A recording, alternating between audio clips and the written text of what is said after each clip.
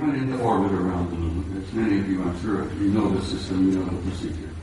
They went into orbit around the moon, and while they were there in orbit around the moon, a number of anomalous artifacts began showing up, showing interest in them. Next picture, please. This picture was taken by Neil Armstrong. While they're looking out of the window of their little craft, this object flew by. There's the moon in the background, of course. There's this object that flew by the window of that little craft that they were riding in. Neil took the Hasselblad camera that he had, put it up the window, and snapped this picture. Next picture, please. NASA Apollo 12. Roll 51, negative number 8653, something like that. Now this is a good-sized object. This is several hundred feet in diameter that came up next to the lander, flew along beside them for a time. The guys in the Apollo crafts put their camera to the window and snapped the thing, and I've always jokingly said there were guys inside of this taking pictures of the NASA. We were photographing them, they were photographing us. Next picture, please.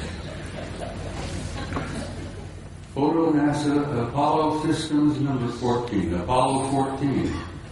Roll 70, negative, what is it, 9837, I think, or 8827, I think it is. This is the Landsberg crater on the moon. The guys in orbit above the moon were particularly fascinated by Landsberg. They had been given a special assignment to take pictures of Landsberg because the crater, which they designated as Landsberg, had things going on in the crater that were very anomalous. There was construction going on. There were enormous facilities with the crater up there. So they were specifically designated and assigned to photograph Landsberg to see if they could figure out what the hell's going on down there in the crater on Landsberg. While they were looking at Landsberg, this object happened to express interest in them and flew by. Now this line is an artificial line that was drawn to show you the direction that this object was going. This is a good-sized object flying past the Apollo lander. God, I'm so glad that some of these were saved. I still get angry. 40 rolls of film for such. They can erase them. Anyhow, next picture, please. It's the same photo of Landsberg, but with the next negative, 9838, of this object here, flying by. Next picture. Now we're getting into some nitty-gritty. I want to give you just a brief little bit of history here. Back in the early days of NASA and the Apollo program, I got this picture from the Japanese Space Agency, the Japanese NASA. They have a tremendous program going over there in Japan. You know, the Japanese are bright people. So the Japanese Space Agency had signed a contract with NASA years and years ago to buy copies of every picture NASA took during the Apollo program. And I'm sure the Japanese paid a sizable amount of money for this contract. And as the films was developed and the photos were made and they shipped them off to Japan, and the Japanese have a tremendous reservoir of good, original NASA pictures. They bought them, they paid for them. Now, this photograph was released by the Japanese Space Agency, and you can see the Japanese writing here. This was taken by Apollo 13.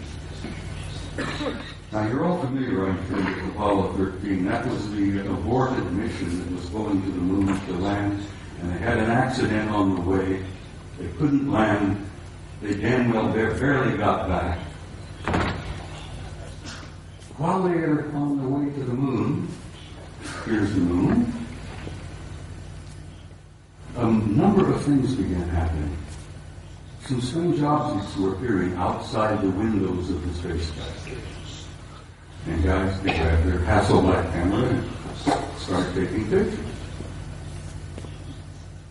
This photograph shows 3 different objects. This looks like a circular object with an enlarged dome on top. This is a smaller object with a circular kind of disc-shaped craft.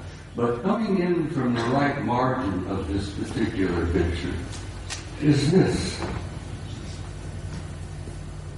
Next picture, please. Here we are. This is a blow-up of the positive in the photograph. And here is a blow-up of the negative graph of this object here. Ladies and gentlemen, this particular object is 5 miles long. And I'm tempted to use the term Big Mother. No pun intended, but it appears to be a mothership. It's gigantic. 5 miles long. And here these NASA guys are up there in this little cramped Apollo capsule, and they look out their window and they see something that's 5 miles long. Shakes them up a little bit. When they got back to NASA with these pictures, it shook them up a hell of a lot. Next picture, please. This is the next sequence. Here, this large mother has moved into the middle of the frame, and something else has shown up over here, which has been estimated to be 2 miles long. But this really upset the guys. I've never been able to find out which one of the 3 Apollo members of the Apollo 13 crew would admit to ever having taken these pictures. Because as you know, the Apollo astronauts were threatened with their lives. I kid you not, they were threatened seriously. They even threatened their families if they ever divulged any of the information that they knew. Next photo, please. Yeah, here we are. Here's the Big Mother. Here's the other one, 2 miles long. Here's a picture of the positive. This is the negative. This mother is 5 miles long. Up here you see what appears to be 2 circular objects either arriving or departing from that particular big ship.